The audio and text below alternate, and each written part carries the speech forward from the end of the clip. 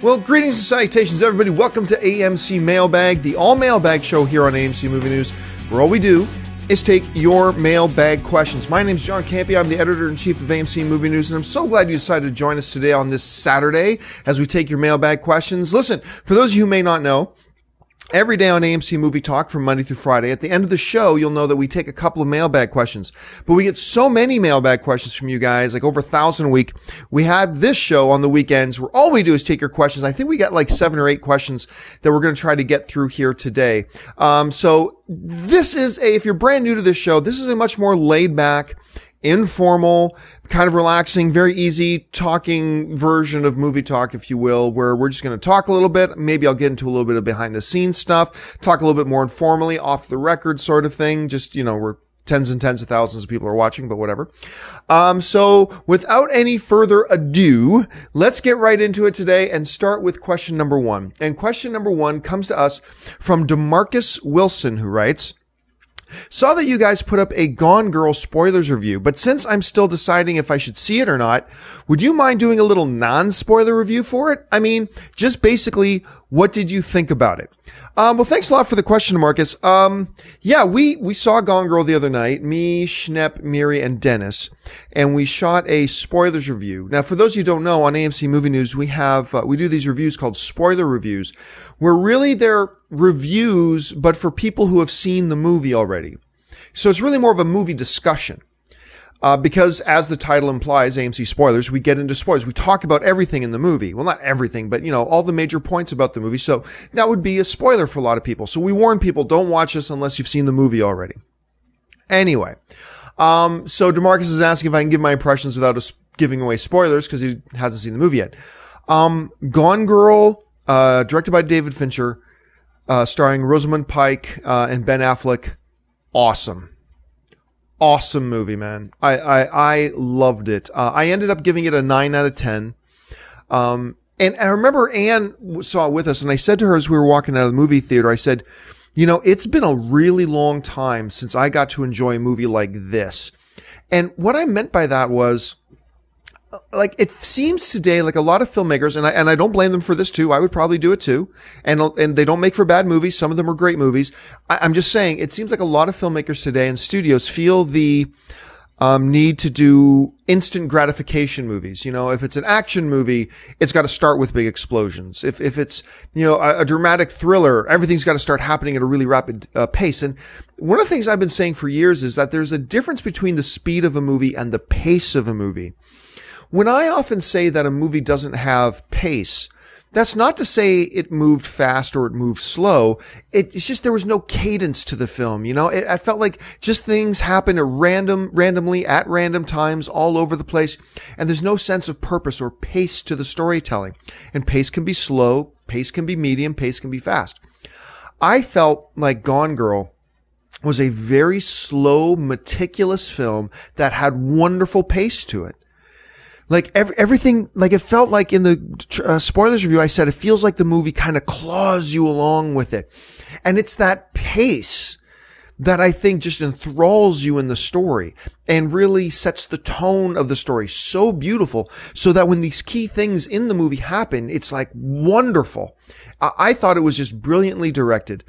And one of the other things I said in the spoilers review was that, to me, the hallmark of a truly great director is a director who can take an actor and make them a good actor, take a good actor, make them a great actor, and take a great actor and put trophies on their mantle.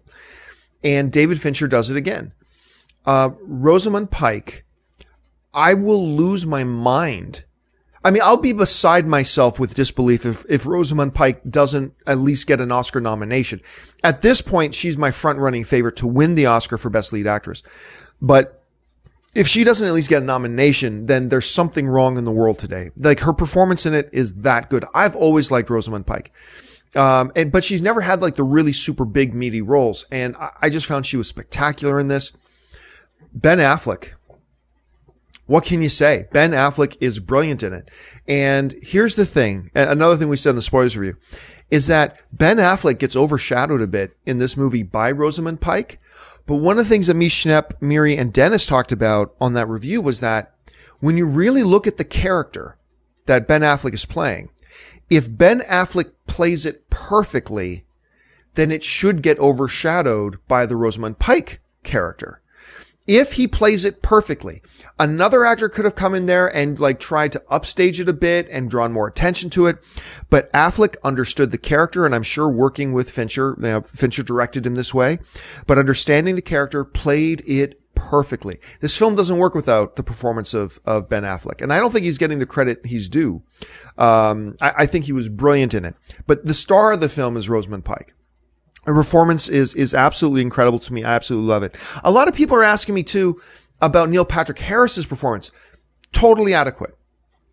And like, I have nothing negative to say about Neil Patrick Harris's character. I won't remember his performance in it for, years and years and years, like I will Ben Affleck's and Rosamund Pike's in this movie. But he was perfectly adequate. Played the character fine. Didn't do anything to really be exceptional in it. That's totally cool. He's certainly not a negative on this film. One of the really pleasant surprises to me in the movie, though, is this actress that I had never even really heard of. I believe she's in that HBO show, The Leftovers. But her name is Carrie Coon. And she plays Ben Affleck's twin sister. And she's just a powerhouse. Every moment that lady's on the screen, she is a powerhouse. She plays in brilliantly with Affleck too. I mean, it's a wonderful pairing together. Affleck and Carrie Coon playing brother and sister. Just spectacular, just wonderful. The twists and the turns in this film are great. Even when they're explaining the twists and the turns, you never feel like you know what's going to happen next. It's a long film. If anything, I said one of my complaints about the film would be, or one of the things I wish they could do better, is that it does feel like the movie could have stood to have maybe 15 minutes of it shaved off. But at the same time, I'm going to contradict myself a bit here, because at the same time that I kind of wish it was about 15 minutes shorter, when the film ends, I wish it would have gone about another 15 minutes.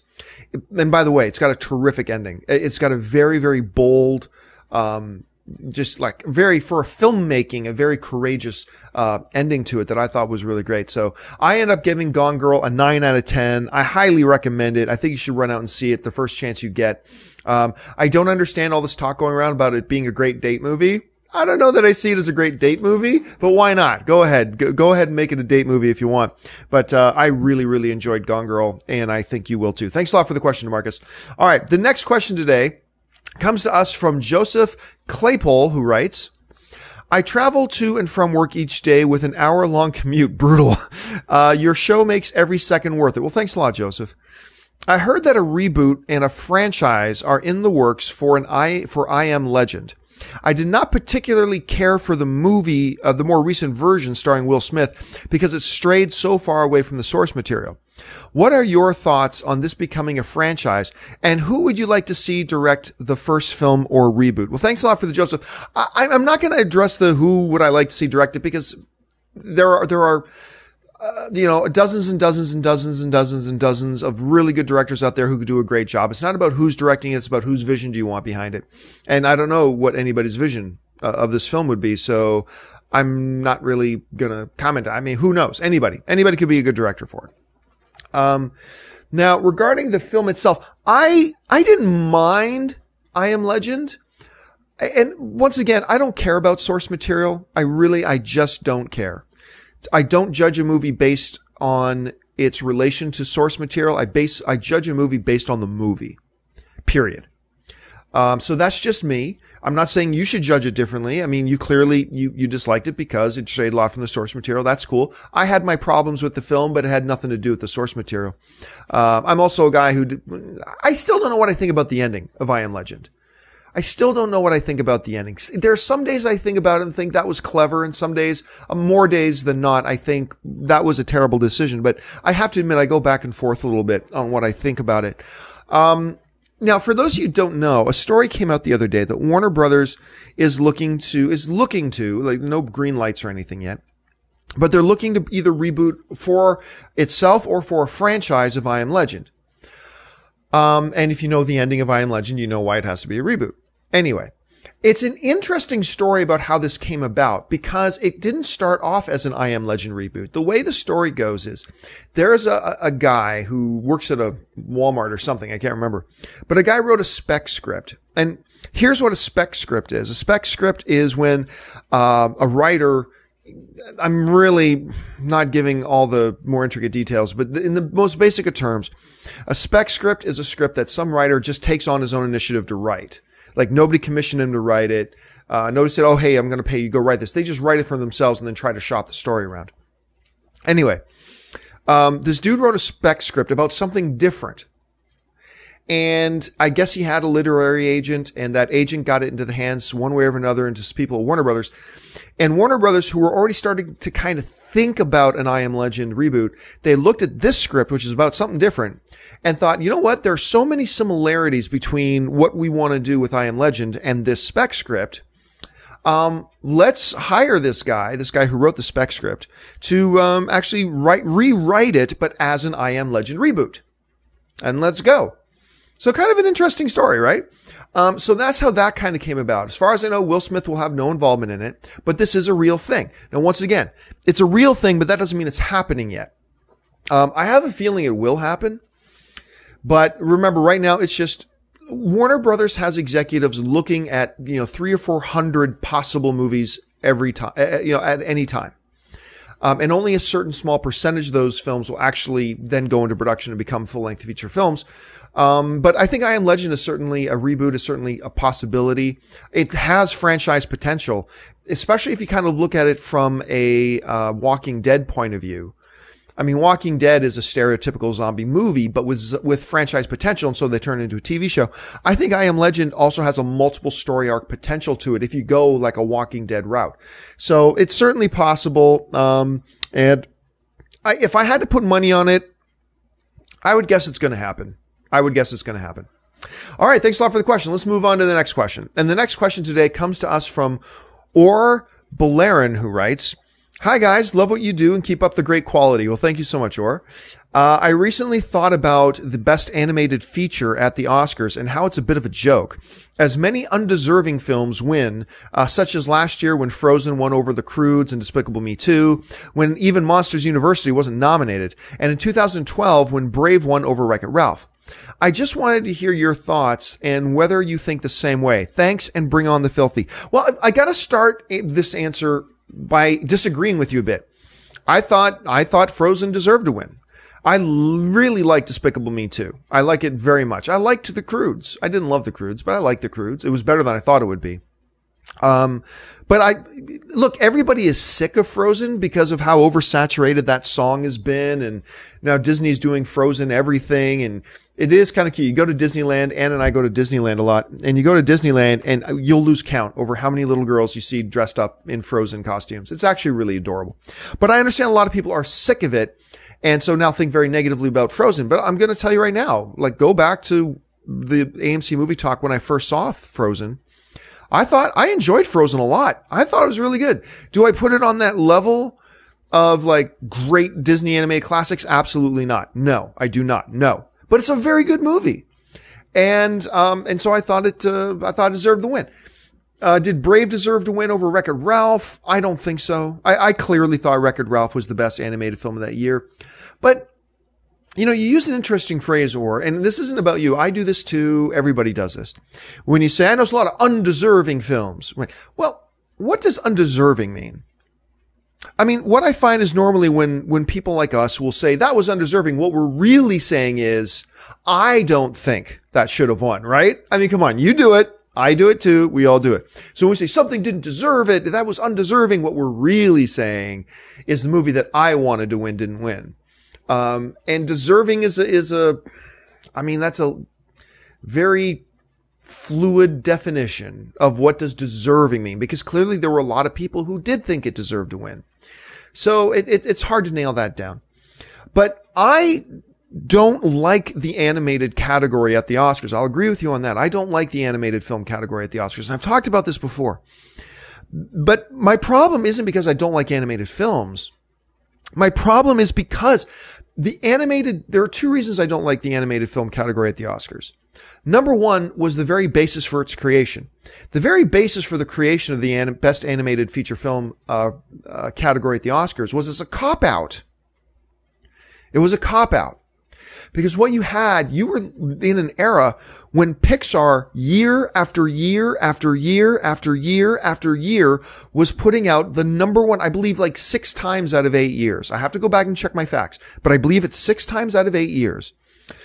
A Pixar film was the number one critically rated film of the year out of major wide release films. 6 out of 8 years. Once again, that could be 5 out of 8. It could be 7 out of 9. I don't have the facts in front of me, but it's something like that. Okay. So I'm just going to go with 6 out of 8. So 6 out of 8 years, Pixar puts out the number one critically rated film of the year and don't get nominated for Best Picture because there's this huge controversy amongst the academies. Should animated films deserve to be nominated for Best Picture since it's animated? And my argument has always been a movie is a movie is a movie is a movie. I don't care what medium it's in. The best storytelling is the best storytelling is the best storytelling is the best storytelling. I don't care if the actor's white. I don't care if the actor's black. I don't care if the actor's Asian. I don't care if the actor is animated. It's still your character and they're telling a story. And all that's important. The only thing that matters is from the opening credits to the end credits, was this the best movie? That's all that should matter. And so I was always kind of turned off by the best animated category because it was created as a cop-out. So in a way, the Academy could put off dealing with that issue. Now, in subsequent years after that, I believe Up was nominated for Best Picture, and I think there was one other Pixar film nominated for Best Picture. I'd have to look it up. But still, cop-out. The second reason I don't really like the best animated feature film category is the same reason there's a number of categories I would not create at the Oscars that a lot of people want, like why I don't want a motion capture category at the Oscars. Because when you're talking about a category like Best Screenplay, well, there's 500 potential screenplays that could be nominated for Best Screenplay any given year. When you're talking about Best Lead Actor, there's 500 potential nominees. When you're talking about Best Cinematographer, you're talking about 500 potential nominees. When you're talking about Best Picture, you're talking about 500 potential nominees for Best Picture. Best Animated? Well, now you're talking about what? I mean, realistically, 12 potential nominees? So what you've done now is you've created an environment where one Oscar is more valuable than another. Because this one I won out of me and 500 potential winners. You won that out of 12. It's like, hey, that's great that you won a poker tournament with you and 8 buddies. That's good. But you won a poker tournament at the World Series of Poker where it was you against 6,000? That means a hell of a lot more. And so I just don't like it. I don't like that you have that category there whatsoever. I believe they should get rid of the best animated category at the Oscars. I mean, don't get me wrong. I don't hate it, but I'm not for it. I would rather see them get rid of the category and start recognizing quality for quality. You know, did Frozen deserve to be nominated for an Oscar? Actually, no. But did it deserve to win Best Animated Feature? Well, there's an argument to be made for that. But I don't think you're going to find a lot of people that will make the argument that Frozen should have been nominated for Best Picture. And so now what you've done is you've created a category where films that really shouldn't be in, by general consensus, probably shouldn't be in the Oscar conversation, are going to be winning Oscars just because a category was created for it. And for that reason, it's just not. Look, if you love the Best Animated category, that's great. I'm not telling you what you should think, all right? I'm simply telling you what I personally think and why I think it, but that doesn't mean you should think differently. If you love it, that's awesome. I'm just saying why, for me, it's not something I really like. Anyway, let's move on to the next question. And the next question today comes to us all the way from Michael Shepis, who writes, my question is this. Do you think Star Wars Episode 7 will do better or worse at the box office than Episode 1 did, The Phantom Menace? Episode 1 had the benefit of coming off Return of the Jedi and being the first new Star Wars movie in a while. And Episode 7 is coming off the prequels. But it's also the first new Star Wars film in a while. How good does Star Wars 7 have to be to counteract this effect and beat Episode 1's box office number? Great question, Michael. Really good question. I mean, I've kind of mentioned this part before. Remember, The Phantom Menace made over $1 billion. Over $1 billion at the worldwide box office. That's some pretty good change. And that's back in the 1990s that it made that much money. Huge box office performer. But as you said, there's this dynamic that it was coming off of the greatest movies ever made, Star Wars. And it's the first one made in forever. And we were all dying to see it. And I stood in a line for, I don't know, maybe 24 hours. I stood in a line for 24 hours in Saskatoon, Saskatchewan, Canada, where it gets pretty cold. I stood in a line there for 24 hours, even though I wasn't buying tickets to see a movie there. Why? Because I already got my tickets. I kid you not. This is a true story. I was so excited for Star Wars Phantom Menace. I was living in Saskatoon, Saskatchewan, Canada, which for those of you in America, I believe that's north of Montana. And I was so excited to see it that I wanted to see it in my favorite movie theater, which was all the way back in the Toronto area in Canada.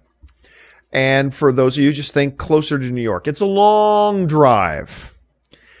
And it was like a 2-day drive. So I was so determined that I want to watch the movie in my favorite theater that I got my tickets and I drove 2 days with other people to Toronto so we could watch The Phantom Menace there for the first time. And I wasn't alone. There were a lot of people who were so psychotically excited. You know, that's where the real trend in North America, at any rate, of people camping out for tickets for movies was Phantom Menace. I mean, it's happened in Asia and things like that before that, but the first time really in North America, if I'm remembering it right, of people camping out for tickets to a movie, I think it was Phantom Menace, because it was coming off of Star Wars. It was the next part. So now let's move on to Episode 7. Episode 7 shares the benefit that it's the first Star Wars film in a while. I'm super stoked. But it's also dealing with the stigma of those rotten prequel movies. And so it's got to overcome that. So it's got more to overcome. Phantom Menace had a lot more going for it than Star Wars Episode 7 did as far as being set up for success. So is it possible that Star Wars Episode 7 will break $1 billion? Yes, it's possible. It's possible. I don't think it will. I think it'll come close, but I don't think it will. I hope it does. And like I said, I'm not saying it won't. I'm saying it's possible. It very well could. If you were putting me on the spot though and said, no, you make a prediction right now, yes or no. And I hate being put on those spots, but then I'll go, okay, probably, maybe not, it won't. I won't be shocked if it does though. So let's wait and see. The real question is, how much money will Episode 8 make? That's the real question. Because then it'll be based off of how good or how bad Episode 7 was. And if Episode 7 is awesome, everybody wants Star Wars Episode 7 to be awesome. We all want it to be awesome. And if Star Wars Episode 7 is indeed awesome, like I'm starting to get the feeling it will be, then word about that is going to spread fast. Everybody will hear that Star Wars Episode 7 is supposed to be incredible. We'll all have heard it. And I think there's going to be a lot of people sitting on the fence because of the prequels. I think there's going to be a lot of people sitting on the fence waiting to hear, is this movie any good or not? And kind of based on what that does, that'll determine how big or how small the success at the box office will be. Look, Star Wars is going to make money. It's going to make a lot of money. The question is, how much money will it make? So I'm as excited and nervous and kind of a little bit scared as anybody to see how Star Wars Episode 7 will do. I hope it's great, man. I can't stand having my heart broken again. So let's keep our fingers crossed and we'll see what happens. All right, let's move on to the next question. And the next question today comes to us from John Chu, who writes, "What's up, AMC? I love your guys' show. My question is about Michael B. Jordan portraying Johnny Storm in the upcoming Fantastic Four reboot. I read a lot of comments on articles. Mostly all the comments are negative towards Johnny being a different race. I don't see the problem with it whatsoever. Why do you think fans / moviegoers get so uptight when movies change one thing, like Johnny being a different race, when it doesn't really affect anything? Well, thanks a lot for the question, John. Well, there's a couple of dimensions here to what you're talking about. Number one, when it comes to comic book movies, comic book fans do not like any change. They don't want any change. Because, if we read a comic and we love it, we want to see the movie version as strictly close to what we remember and what we love as possible. That's understandable. But I'm telling you, man, I still know people who still cry that Wolverine in all the X-Men movies didn't wear the yellow spandex, which would have been stupid. Just my opinion. But that would have been stupid and looked ridiculous. Adaptation is needed. And so, yeah, I mean, so let's take the race thing out of it for a second. A lot of people are just going to be upset just because it's something that's different from the comic book. And, I tell people all the time, and I said it at the beginning of the show, I don't care about source material. I just don't. I love the source material for the sake of the source material, but I don't care one drop about whether a movie, how closely it does or does not stick to source material. All I care about is, hey, filmmakers, make the best movie possible. That's all I care about. If that means sticking real close to the source material, great. If it means really going off on a tangent from the source material, great. X-Men Days of Future Past, man.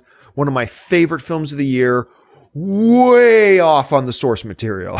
It's way off on the source material. Takes lots of liberties with the source material. And I'm a big fan of the source material, but I did not care. Didn't care that there were big differences. So that's the one element of this whole thing, that the comic book fans, but it's not just comic book fans, it's fans of the original movie or fans of the original book or fans of the original TV show. We will get our collective, knickers in a knot if we think they're doing something different from that original thing we like so much. Not realizing that, hey, maybe this will make it better. Maybe it'll make it worse. Maybe it'll make it better. Let's just judge the movie for the sake of the movie instead of judging it based on what the source material was, which is completely irrelevant anyway. So that's the one dimension to this. But the other dimension to this is something I get in trouble for once in a while, but I'm going to talk about it anyway because I don't give a flying leap, is the issue of race. I think the vast majority of the people out there who did not like the casting of Michael B. Jordan, who is a remarkable talent, by the way. Never turn your nose up when a film you're looking forward to gets great talent, okay? Anyway, I think the vast majority of the people out there who have a problem with Michael B. Jordan being cast as Johnny Storm, I think it's because of that first thing we talked about, because it's different from the comic. And a lot of people try to make it more notorious than that, saying it's racism. And I believe there is a segment of the people out there who cry about Michael B. Jordan's casting because they're racist. I believe there is a segment of the people out there who are doing that because of that. But I also believe that the vast majority of people out there are probably just crying about it because it's different from the source material. So I don't think it's necessarily as nefarious as some people make it out to be. But there, like I said, there are certainly people out there who are just closed-minded, racist morons who say, oh, it's a black guy, never mind, I'm not interested. Well, just shut up and crawl under a rock. Anyway, just my opinion, but you're an idiot. So, anyway, but that brings up a bigger question. To me, here's my big stance on this, my big firm stance on this issue. I don't care. That gets everybody mad at me. That gets people mad at me who think I should think one way, that race shouldn't be an issue at all. I get people mad at me who think race should be an issue. They all get mad at me when I simply say, I don't care. I don't care. I'm not saying you shouldn't care. I'm not saying you should care. I'm not trying to tell you what you should or should not think. I'm not trying to convince anybody about what they should think. I'm simply telling you what I think and why I think it. And what I think is I don't care. I don't care that Ziyi Zhang was cast as, a Chinese actress who was cast as a Japanese girl in a Geisha. Remember that? And there's a whole bunch of controversy. People got real mad that they got a Chinese girl to play a Japanese girl. I don't care. I don't sit there and think, yeah, break down those walls. And I'm not, no, stay true to the spirit of the character. I'm not either one of those. I don't care. Look, I'm a moviegoer. All I care about, I'm just relaying to you my apathy on this whole thing. All I care about is when I sit down and watch Geisha, does she give a good performance and did I like the movie? Yeah. And people who think I'm not taking a stand for breaking down walls and cheering on the crossing of racial lines, they say, John, you're being closed-minded, blah, blah, stand up for this. No, because I don't care. Then I get other people mad at me saying, John, don't you see it's inherently racist that they got a Chinese girl to play a Japanese girl in this, blah, blah, blah. I don't care. I don't care about either one of your arguments. I just don't. Leave me out of it. That's just my position. That's just me. That's just me. But I can't come on here and be fake and say, yeah, I cheer what Geisha did by crossing racial boundaries and putting in a Chinese actress to play this different role. I can't come on here and pretend to be passionate about that because I'm not. I just don't care. Should I care? I don't know. Maybe I should, but I don't. I don't care. I don't care that Morpheus played Perry White in Man of Steel. Lawrence Fishburne's a good actor. And when I sat back and watched Man of Steel, all I was going to care about was not the color of his skin. All I care about was, is he good as Perry White and is the movie good? And I loved Man of Steel. And I thought Lawrence Fishburne was a perfectly good Perry White. So, this issue of Lawrence Fishburne, Morpheus, a black dude playing Perry White. I don't care. I don't care. I'm not going to stand up and cheer, yay, taking a traditionally white role and giving it to a black actor. That's affirmative. That's what they should be doing. No, I don't care. I don't care. John Perry White has always been a white character in every incarnation. Don't you see this as a betrayal of the spirit of the character by going out and black guy to get... I don't care. I don't care. All I care about, I'm a bottom line type of guy when it comes to my movies. All I care about is when I sit in my movie seat and watch the movie, did the actor do a good job and did it make for a good movie? It's all I care about. You could get the perfect actor that perfectly embodies Perry White and what he's supposed to look like and sound like and his hair's supposed to be, and I may end up hating the movie. All I care about is what is it like at the end. I remember how upset people got when Michael Clark Duncan got cast as Kingpin, a always traditionally Caucasian character. Class as Michael Clark Duncan, what did I think? I didn't care. And I liked Daredevil, and I thought Michael Clark Duncan was a good Kingpin. And that's all that mattered to me. So you can run down this litany test of whether it's, I don't care if a straight guy plays a gay character. I don't care. One of my favorite sitcoms on TV is Modern Family. And, two of the great characters in it, of course, are the gay couple, right? And one of the actors is a gay actor and one of them isn't. I don't care if you get a gay actor to play a straight guy. I don't care if you get an Asian dude to play an Australian. I don't care if you get an English guy, like a European dude to play Superman. I don't care. And that's actually, there's a big thing about that right now where, this movie with, I keep wanting to say Russell Crowe, Ridley Scott, the new Ridley Scott film, right? Exodus, Gods and Kings. The quality of the movie, which I have not seen yet, by the way, I have my doubts about it, but how good or bad this movie will be is being completely overshadowed by the fact that they got, white dudes, like some English dude and some American dude to play, Ramses and Moses. And that's become a big issue for a lot of people. And once again, I'm not saying whether people should or should not. If you're somebody who's very passionate about this issue on one side or the other, that's cool. More power to you. I am not dumping on your position whatsoever. I'm simply saying, like with Morpheus, like with Zhang Ziyi, like with Michael Clark Duncan, like with any of these, like a European dude playing Superman, like them going way off the source material from Days of Future Past and making their movie, like all of that, I don't care. All I care about is if the movie's good or not. And I'm going to be honest with you, when I come out of Exodus, Gods and Kings, I'm not going to think about whether Christian Bale is a Cockney English guy or Welsh or whatever he is, instead of, Egyptian. I'm not going to think about whether, any of that stuff. All I'm going to be thinking about was that was a good movie or that was a bad movie. It's whatever. And so anyway, I've gone on long enough on that. That was a very, very long way, admittedly, for me to simply say, I don't care. Just give me a good movie. It's all I care about. And I know a lot of people on both sides of that argument get mad at me for being so indifferent about it. But this is how much I care that people get upset with me, because that's just what I am. All right, folks, let's move on to the next question. I think we got one or two left here.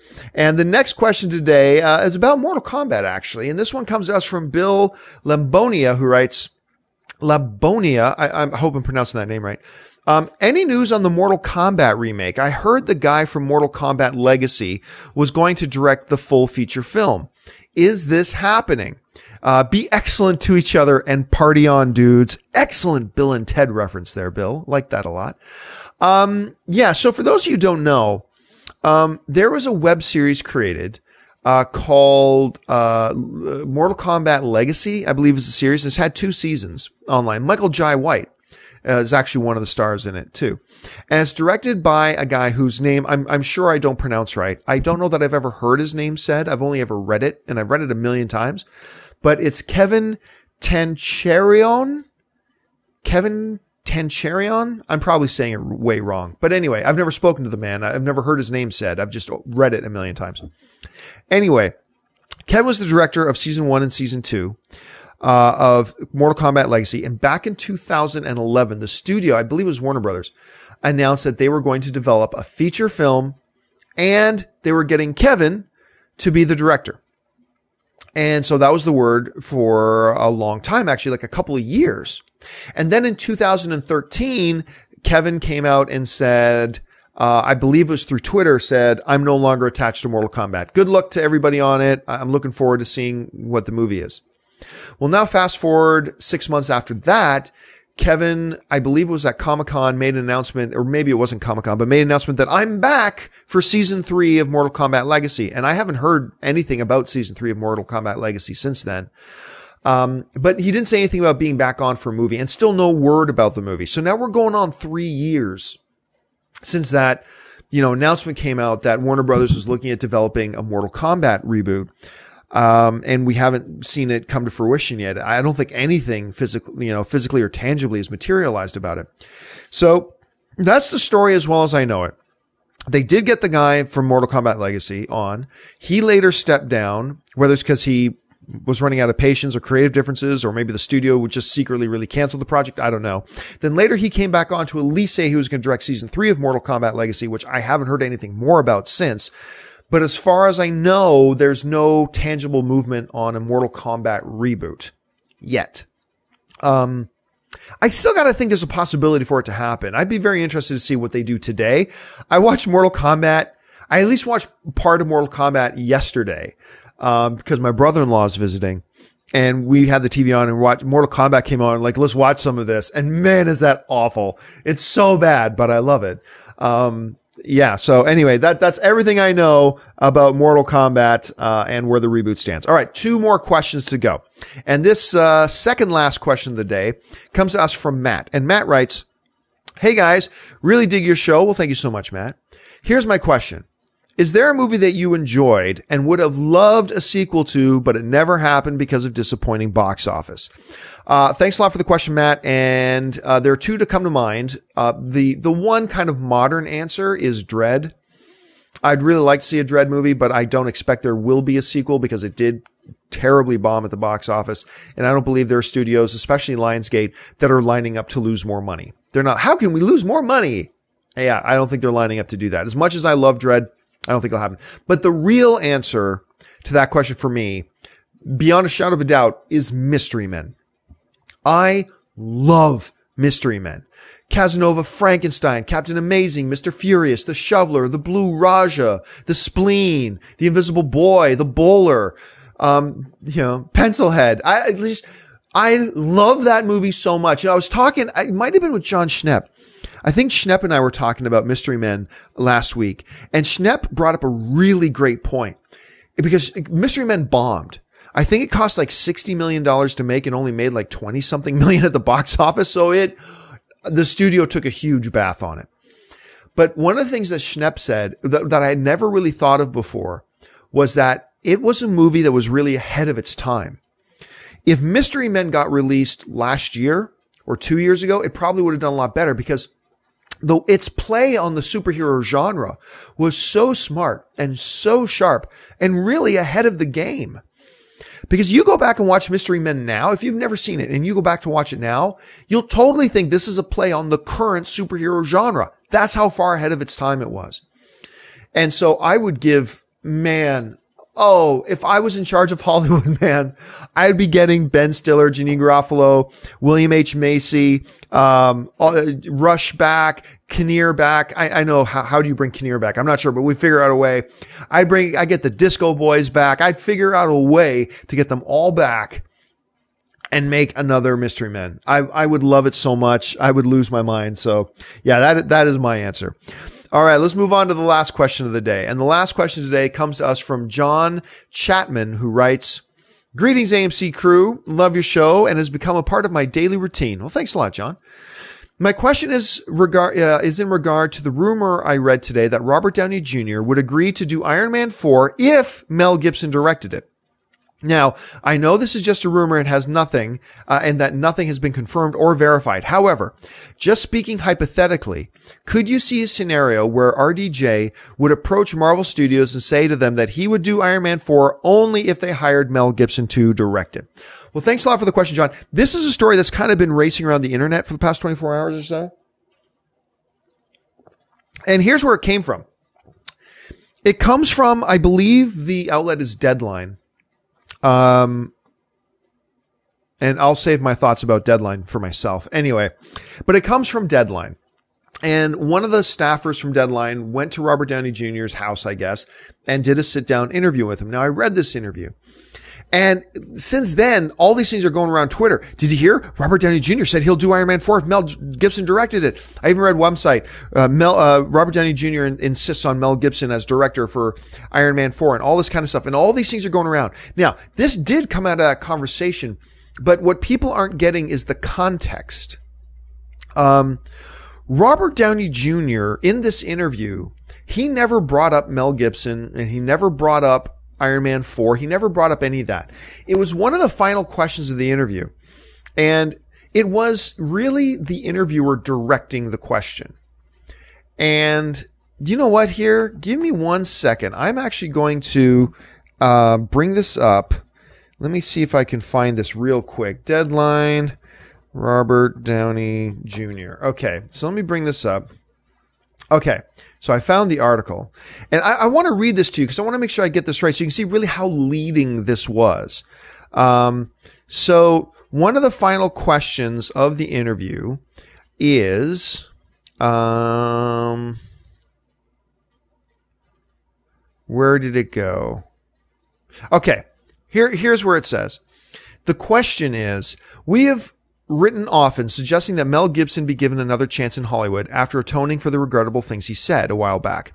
When studios were reluctant to hire you, talking to Robert Downey Jr., and there were exorbitant insurance premiums, Mel Gibson put you in a movie, took care of all that, and helped you when you needed it. As Hollywood's best example that not giving up on a talented person can result in redemption, can you make a case for why he should be back directing and starring in movies again? So basically the question, he brought up Mel Gibson saying, hey, Mel Gibson's kind of where you were at, kind of seen as irredeemable, but when you, Robert Downey Jr., were kind of seen as untouchable, Mel Gibson came along and put you in a movie and helped you through all that. Can you see a scenario where Mel Gibson should be brought back? So remember, it's the interviewer that's bringing Mel Gibson into the discussion, right? So then Robert Downey Jr. talks about how much he likes Mel Gibson and how good of a person or good of a father Mel Gibson is and all that kind of stuff. And then, later, so he doesn't even talk about Iron Man, any of that stuff. But then the next question the guy from Deadline asks is this. He asks, true, but in the year that he made Apocalypto, I didn't see a better movie, and he was ignored and hasn't directed since. Marvel badly wants an Iron Man 4, and you've said you aren't doing it. How about the idea you'll do that movie if Mel Gibson directs it? And Downey goes, correct. So there it is. Listen again. This isn't Robert Downey Jr. This is the interviewer creating this scenario. And he says, how about the idea that you'll do Iron Man 4 if Mel Gibson directs it? So remember, this is the interviewer creating this scenario. And Mel Gibson just gives a one-word answer. He goes, correct, sure, yes. That's different than Mel Gibson saying, hello, ladies and gentlemen of the press. I have an announcement to make. I want to talk about Iron Man 4, and I want to talk about my friend Mel Gibson. I would like to let it be known to my fans, to the fans of Marvel, to Kevin Feige and the rest of Marvel Studios that I will do Iron Man 4 for a reasonable, market-driven rate of salary if you bring Mel Gibson on to direct Iron Man 4. Thank you very much for your time. I will not be taking questions right now. Thank you. You know, a lot of the headlines that are reading makes it sound like Robert Downey Jr. came out and made some pronouncement when really what the situation was an interviewer. And there's nothing wrong with the question the interviewer asked, as long as we keep it in context. So that the interviewer created this whole scenario. He's the one who brought in Mel Gibson because you could tell he was leading up to this question. Would you do Iron Man 4 if Mel Gibson was directing it? Yes, sure. I mean, sure. So I think that says something, but I don't think it's nearly as definitive or as clear or whatever as a lot of people are making it out to sound, or a lot of people are hearing it.